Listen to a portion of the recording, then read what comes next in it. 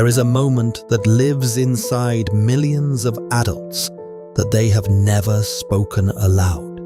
A moment from childhood that wasn't dramatic enough to call trauma, wasn't visible enough to earn sympathy, but changed everything about who they would become. Maybe it was the first time you made your own dinner because no one else was going to. Not because it was a fun experiment in independence, but because hunger was gnawing at you and the adults in your house were somewhere else, physically or emotionally. Maybe it was the night you learned to read the tension in a room before anyone spoke, calculating whether tonight would be safe or whether you needed to disappear into your room, into silence, into invisibility. Maybe it was the morning you woke up and realized, with a clarity no child should possess, that the adults in your life were not going to save you. That if anything was going to get handled, you would have to handle it yourself. You were 7, or 9, or 11, and something inside you quietly closed a door that was never supposed to close that early. You did not lose your childhood in one catastrophic moment. You outgrew it, slowly, invisibly. While other children were learning how to play, you were learning how to manage. While they were being held, you were holding yourself together. While they were allowed to fall apart, you were becoming the person everyone else fell apart on. And here is what no one ever told you. What you did was not maturity, it was survival. And the difference between those two things will shape your entire adult life until you finally understand it. This is the psychology of the child who raised themselves. And if you recognize yourself in these words, I need you to know something before we go any further. You are not broken. You were never broken. You were a child doing the impossible, and you have been carrying that weight ever since. Let us talk about what actually happened to you. Psychologists have a term for what many of you experienced. They call it parentification. It is a clinical word for something that feels anything but clinical when you are living it. Parentification occurs when the natural order of caregiving becomes inverted. When a child, instead of being cared for, becomes the caregiver. When instead of being held, they become the one who holds everything together. There are two forms of this. Instrumental parentification is when a child takes on practical responsibilities far beyond their developmental stage. Cooking meals, managing household logistics, caring for younger siblings not as an occasional helper, but as a primary caretaker, paying bills, scheduling appointments, becoming, essentially, a tiny adult running a household that should have been run by someone else. This might have looked like waking up before school to make sure your siblings had breakfast. It might have looked like forging a parent's signature on permission slips because you knew they would forget. It might have looked like managing the family budget at 12, calculating whether there was enough money for groceries, rationing resources, making adult decisions about priorities and necessities while your classmates were worried about whether they would make the soccer team. Then there is emotional parentification. This one is harder to see and often more damaging. This is when a child becomes the emotional support system for a parent or family, when they become the confidant, the therapist, the mediator, the person who absorbs everyone else's anxiety so the family can function. When they learn to read moods and manage emotions and sacrifice their own needs so that the people who should be caring for them can feel okay. This might have looked like listening to a parent's marriage problems, offering comfort and advice about situations no child should even know about. It might have looked like mediating fights between adults, becoming the peacekeeper, the one who smoothed things over, who made sure everyone else was okay even when you were falling apart inside.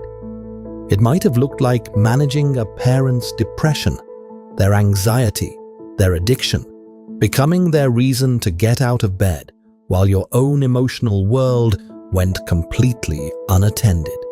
Most children who raise themselves experience both, and here is the devastating part. They often did not know anything was wrong.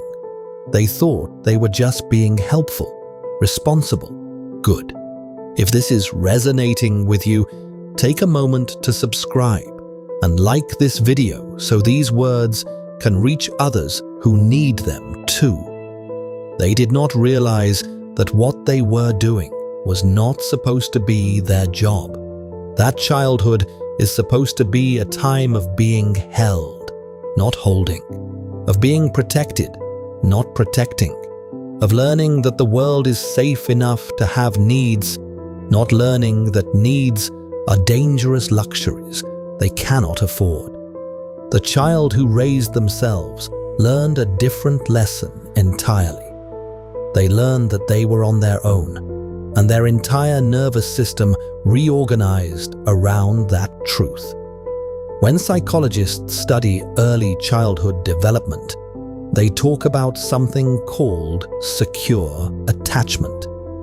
This is what happens when a child learns through consistent experience that their needs will be met, that when they cry, someone comes, that when they are scared, someone comforts them, that when they reach out, someone reaches back.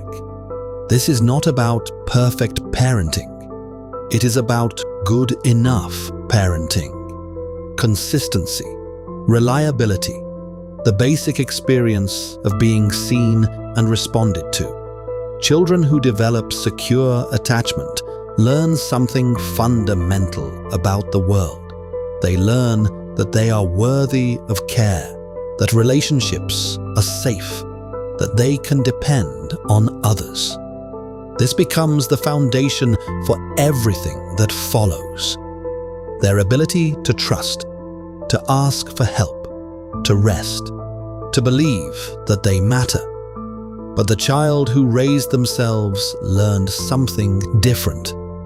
They learned that reaching out leads to nothing, or worse, to disappointment, to being told they are too much, to being met with a parent's own overwhelming needs instead of comfort, to being ignored, dismissed, or burdened with responsibilities no child should carry.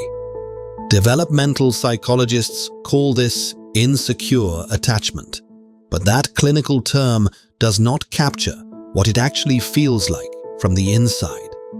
From the inside, it feels like learning that you are alone, that no one is coming, that the only person you can rely on is yourself.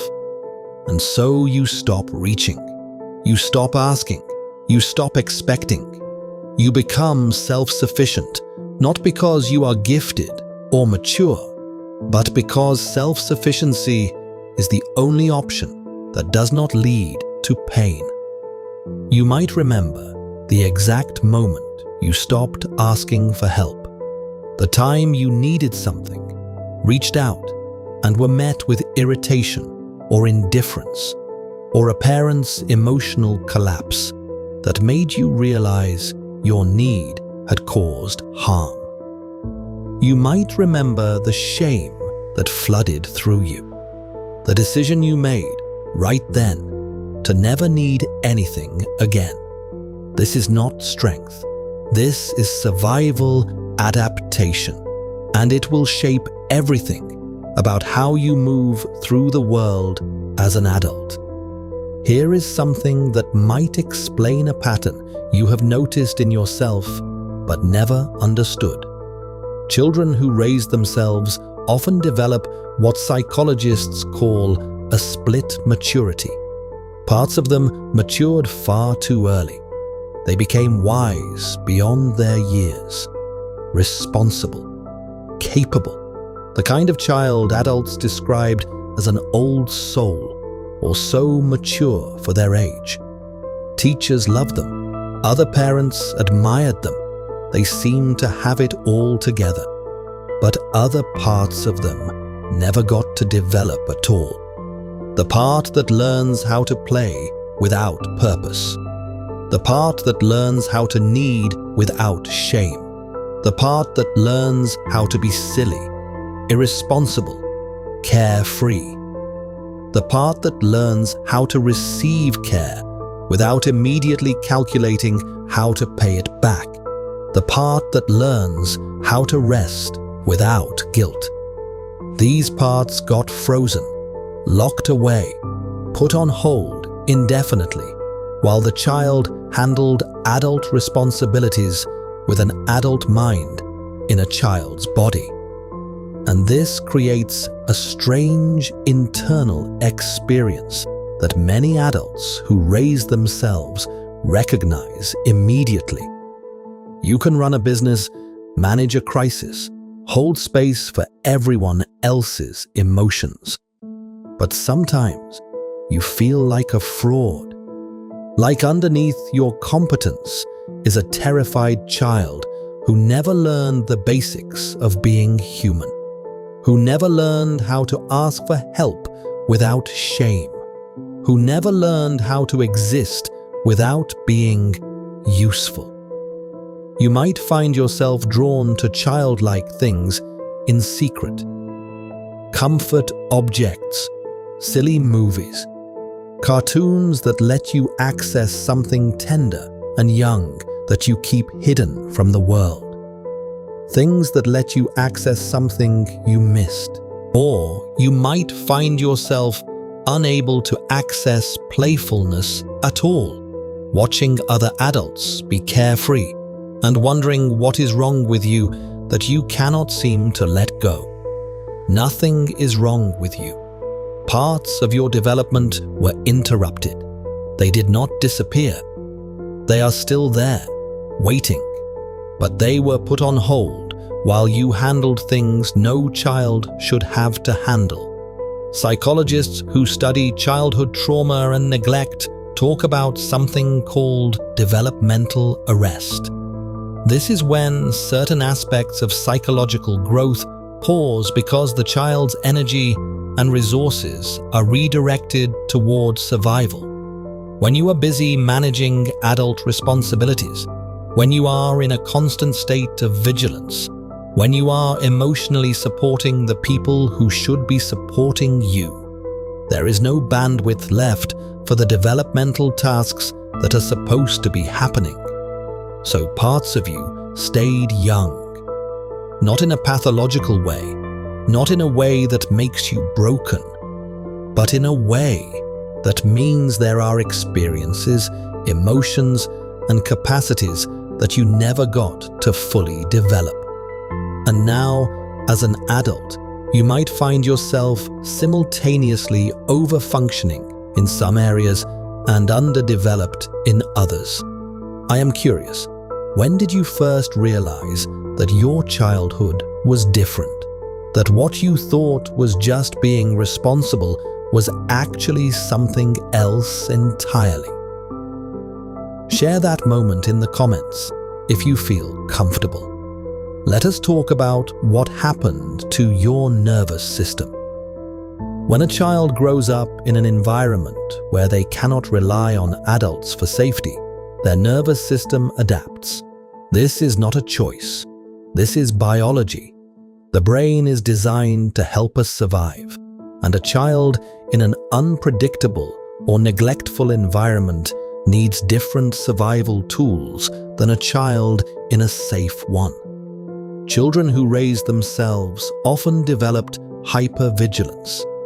This is a state of constant alertness, a nervous system that never fully relaxes because relaxing was never safe.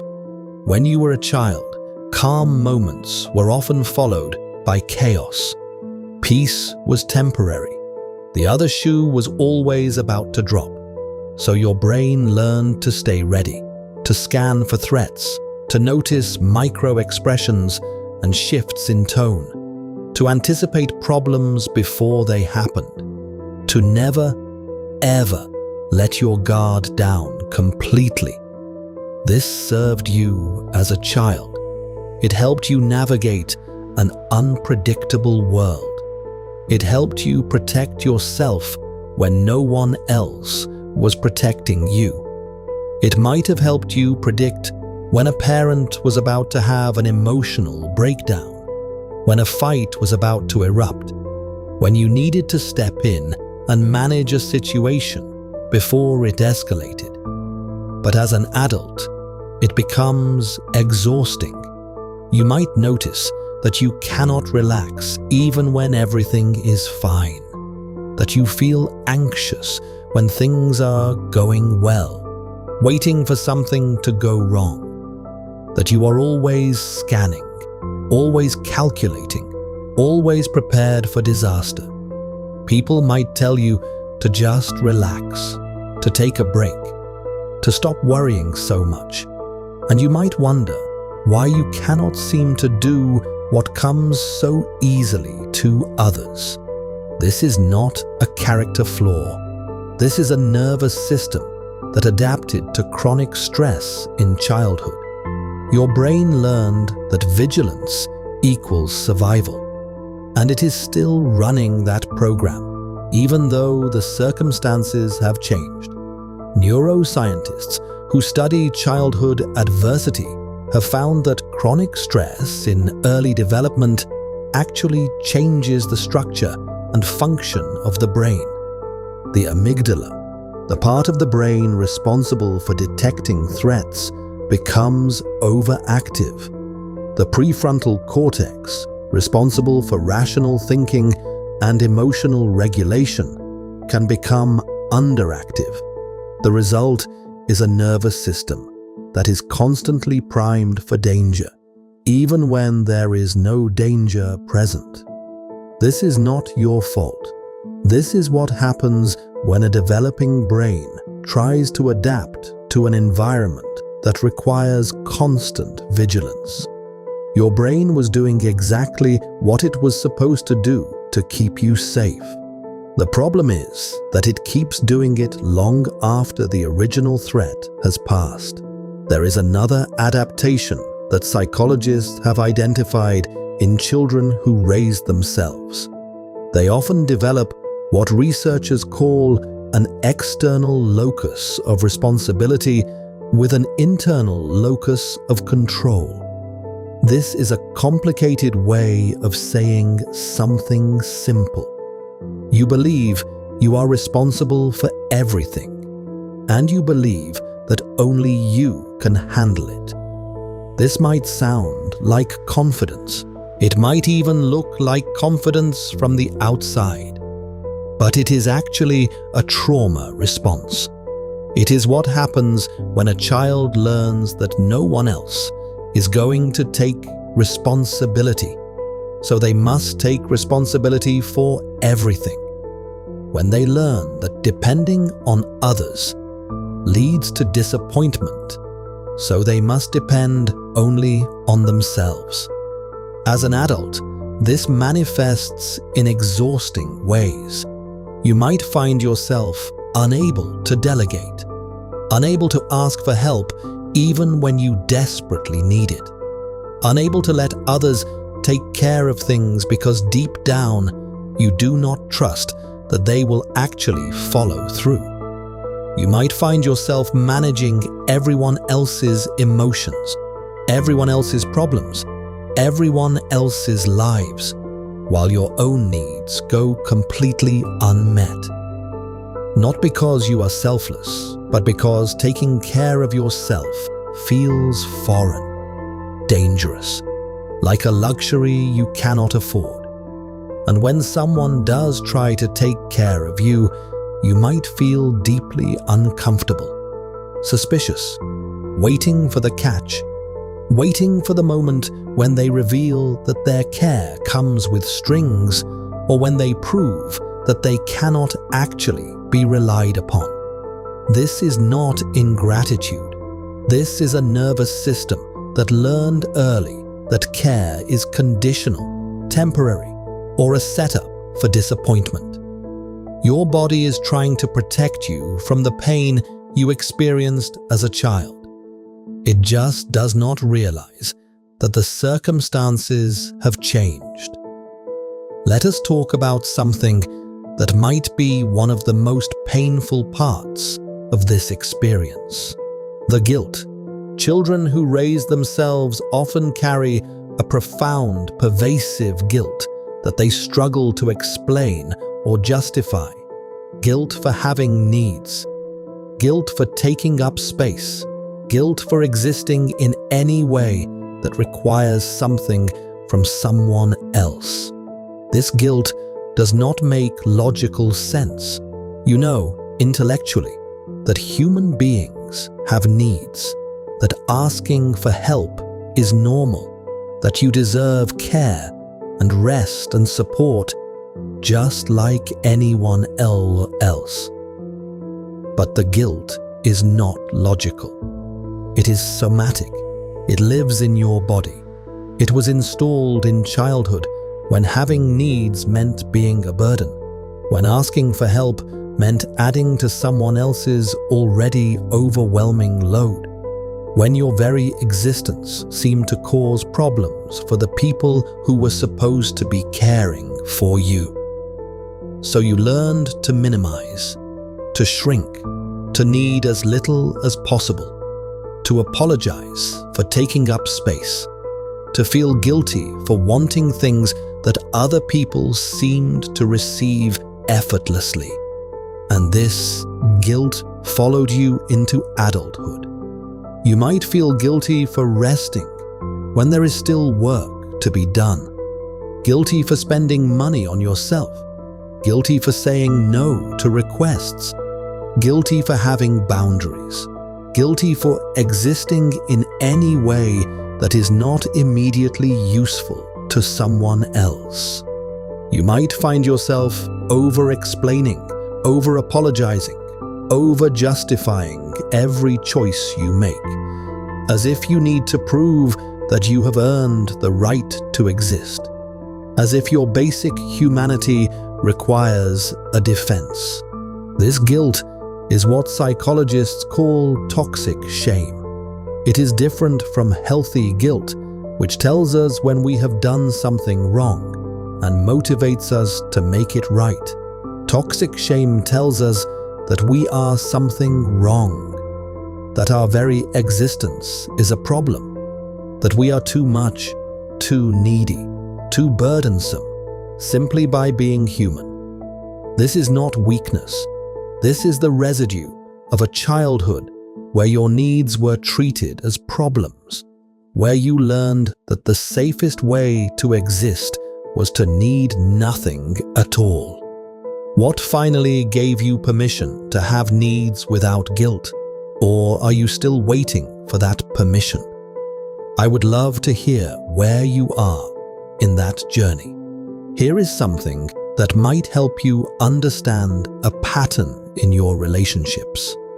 Children who raised themselves often struggle with a painful paradox when it comes to connection. They desperately want to be seen, known, and cared for, but they also find intimacy terrifying. This is because early experiences taught them that closeness is dangerous, that the people who were supposed to care for them either could not or would not. That vulnerability leads to disappointment, burden, or pain. So they developed strategies to manage this impossible situation. Some became hyper-independent, building walls so high that no one could get close enough to hurt them. They might have many acquaintances, but few deep relationships. They might be the person everyone relies on, but no one truly knows. Others became hyper-attuned to others' needs, focusing so completely on taking care of everyone else that they never had to confront their own needs or risk asking for something in return. They might be beloved caretakers, always there for others, but secretly lonely because the care only flows one direction.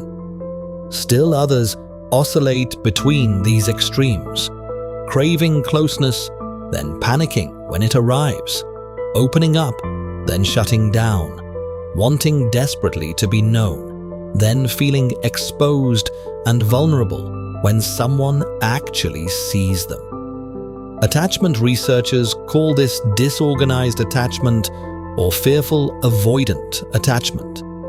It is what happens when a child's primary attachment figures are simultaneously the source of comfort and the source of fear or neglect.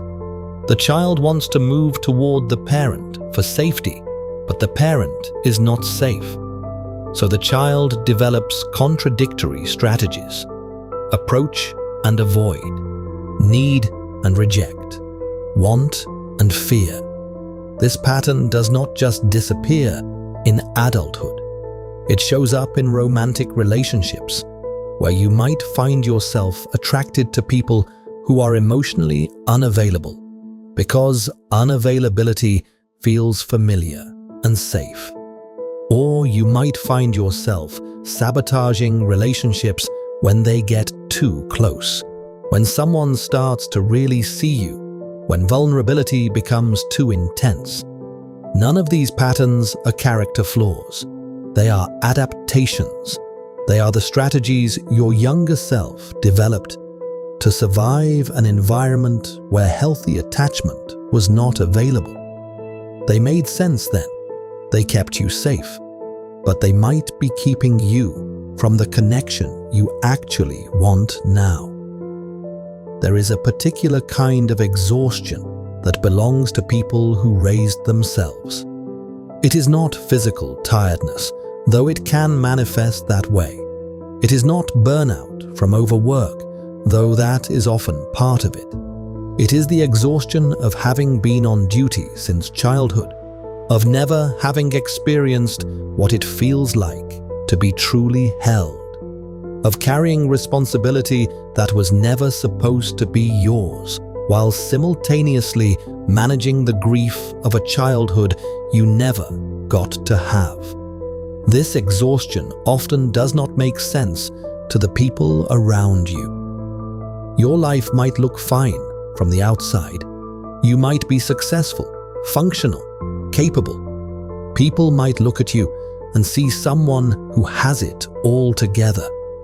But inside, you are tired in a way that sleep does not fix.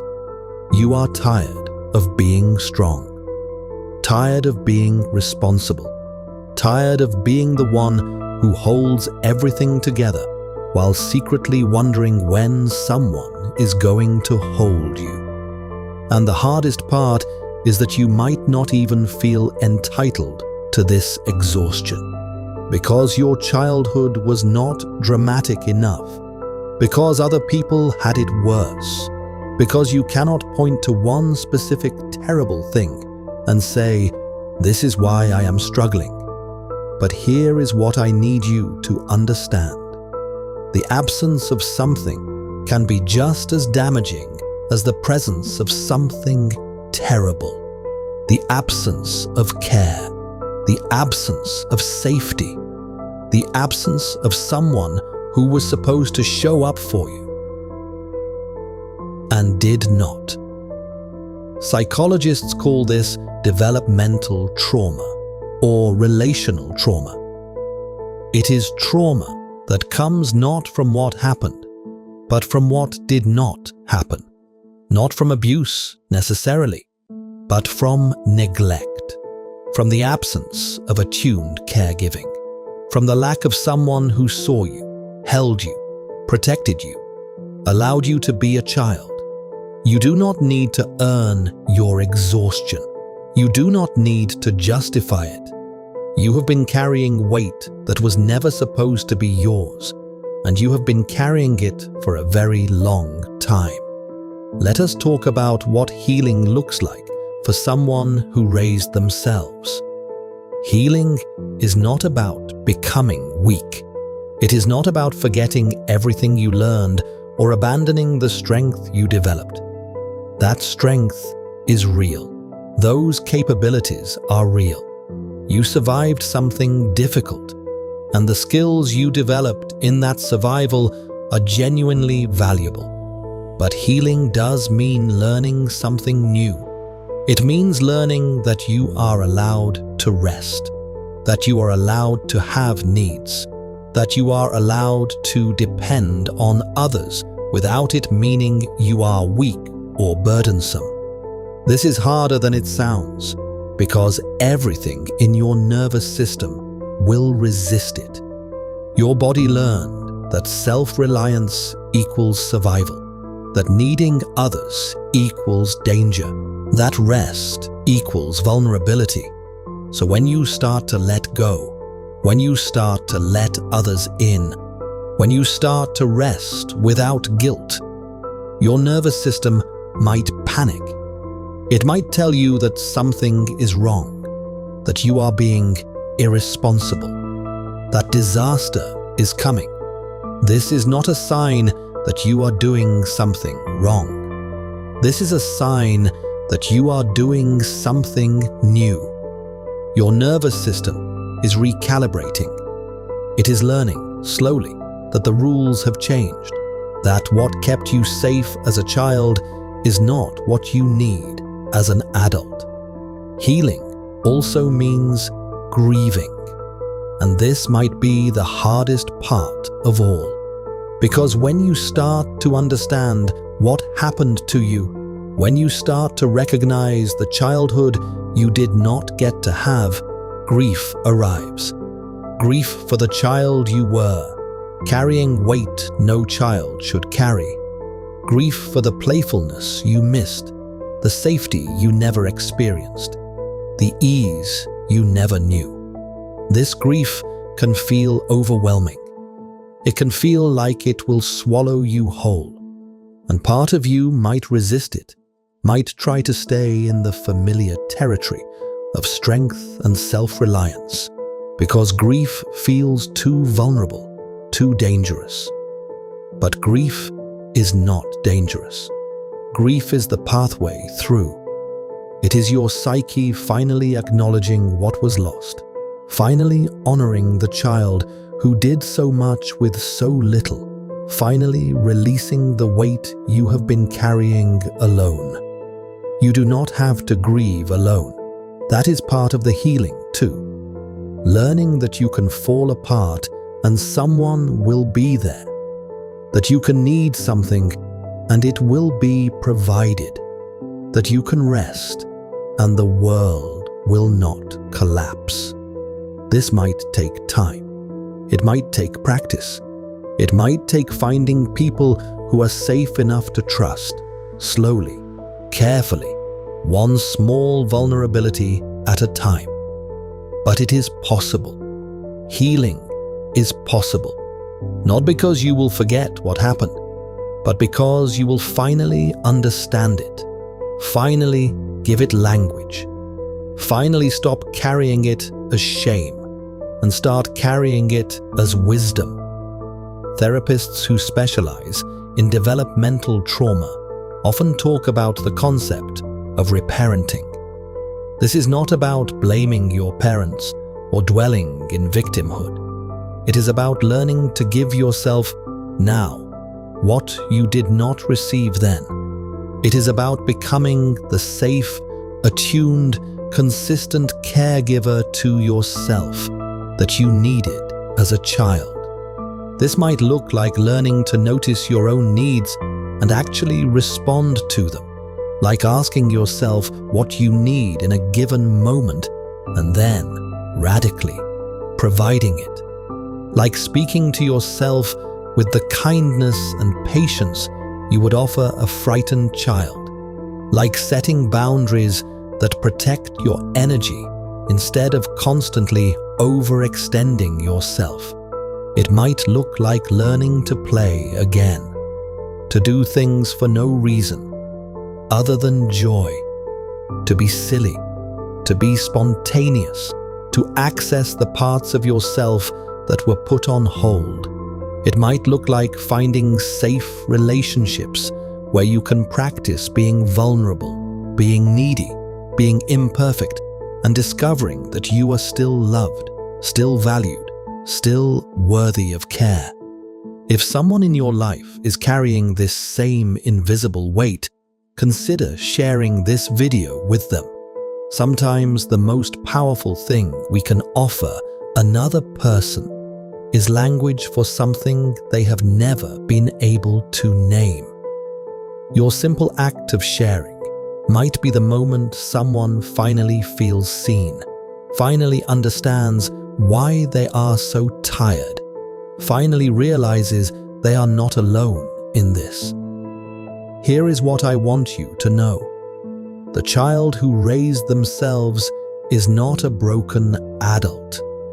They are an adult who adapted to impossible circumstances, who developed strength, capability, and resilience in the face of neglect or chaos, who survived something that should not have been asked of them. And that same adaptability, that same strength can be turned toward healing. You learned to survive. Now you can learn to live. You learn to hold yourself together. Now you can learn to let yourself be held. This does not happen overnight. It does not happen through one video, or one insight, or one good cry. It happens slowly, through practice, through safe relationships, through the gradual rewiring of a nervous system that learned the wrong lessons about what it means to be human. But it does happen. People heal from this. People learn to rest without guilt, to need without shame, to receive care without suspicion. People learn to play again, to be silly, to access the parts of themselves that were put on hold during childhood. You can be one of those people, not by forgetting who you are, but by expanding it. Not by abandoning your strength, but by adding softness to it. Not by becoming someone else, but by finally becoming all of yourself. If you are sitting here recognizing yourself in these words, I want you to know that you are not alone. Millions of adults carry this same invisible weight. They look functional on the outside while feeling exhausted on the inside. They take care of everyone else while secretly wondering when someone is going to take care of them. You are not alone in this, and you are not broken. You are not too much. You are not too needy for wanting things that other people seem to receive effortlessly. You are a human being who was asked to carry too much too soon. And you did it. You survived. You made it to adulthood. That is not nothing. That is everything. And now, finally, you are allowed to put some of that weight down. You are allowed to rest. You are allowed to need. You are allowed to be taken care of. You are allowed to exist without being useful. You are allowed to play, to be silly, to be irresponsible sometimes. You are allowed to be soft. You have earned softness. You have earned rest. You have earned care, not because you did anything to deserve it, but because you are human, and humans deserve care simply because they exist. If this video helped you feel seen, I hope you will stay. There is more here for you, more language for experiences you have struggled to articulate, more validation for feelings you thought you had to carry alone. And if you feel safe, share your story in the comments, not for me, but for someone else who might be scrolling through, feeling alone, wondering if anyone else understands. Your words might be exactly what they need to feel a little less invisible. Thank you for watching. Thank you for being here. Thank you for surviving.